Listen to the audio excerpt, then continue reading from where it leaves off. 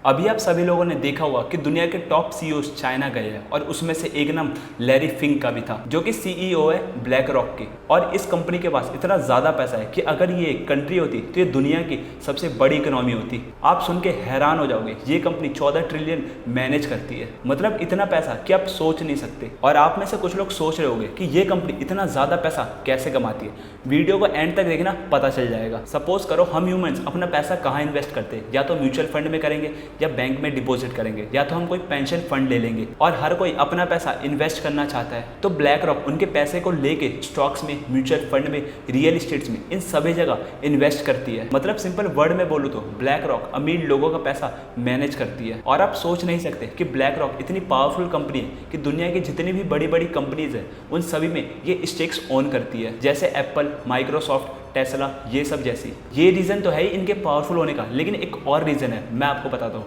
वो रीज़न है ETF. ETF मतलब एक बास्केट जिसके अंदर मल्टीपल बॉन्ड्स और स्टॉक्स हो, और इंडिया में इसको म्यूचुअल फंड और स्टॉक्स का हाइब्रिड बोला जाता है। ब्लैक रॉक को हम ईटीएफ का किंग बोलते हैं। और एक और चीज़ जिसके बारे में लोग बहुत कम जानते हैं, इनका एक सॉफ्टवेयर है जिसे हम अलादीन कहते हैं। और इस सॉफ्टवेयर का काम है रिस्क को मैनेज करना, मार्केट को एनालाइज करना, बैंक्स और इंस्टीट्यूशंस का पोर्टफोलियो मैनेज करना। और बड़े बड़े बैंक इस सॉफ्टवेयर का यूज करते हैं। मतलब ब्लैक रॉक सिर्फ इन्वेस्टिंग जाइंट नहीं है, ये टेक्नोलॉजी जाइंट भी है। और इन्हीं का बिजनेस मॉडल बताएगा कि एक छोटा सा कमीशन कैसे बिलियंस में बन जाता है। मैं आपको सिंपल वर्ड में बताता हूँ। लोग इन्हें पैसा देते हैं और ये लोग उस पैसे को इन्वेस्ट करते हैं, और अपनी कुछ मैनेजमेंट फीस काट के ये लोग प्रॉफिट कस्टमर्स को लौटा देते हैं। और एक बार सोच के देखो, जो company trillions of dollar manage करती है तो उसका कमीशन भी कितना तगड़ा होगा। और इसी वजह से ब्लैक रॉक का प्रॉफिट हर साल बढ़ता जा रहा है। लेकिन ये चीज आपको ही पता है कि जब कोई कंपनी लगातार प्रॉफिट कर रही होती है तो उसे क्रिटिसाइज करने वाले आ ही जाते हैं। और ब्लैक रॉक के केस में भी यही हुआ। लोग ब्लैक रॉक को क्रिटिसाइज करने आ गए। लोग बोलते थे कि एक प्राइवेट कंपनी के पास इतना ज्यादा फाइनेंशियल इन्फ्लुएंस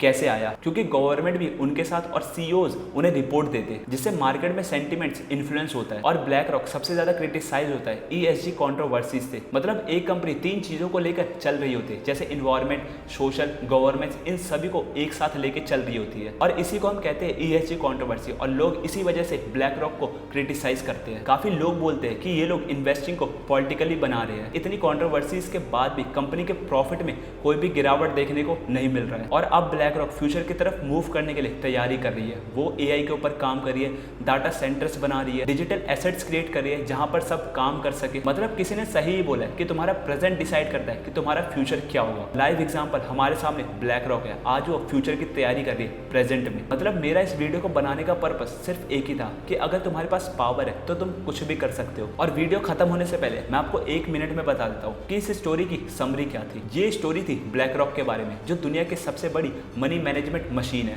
जो ट्रिलियंस ऑफ डॉलर्स को स्टॉक्स में, ईटीएफ में और रियल एस्टेट्स में इन्वेस्ट करती है। और आपको क्या लगता है कि ऐसी कौन सी कंपनी है इंडिया में जो ये काम कर सकती है? कॉमेंट में जरूर बताना। मिलते हैं नेक्स्ट वीडियो में।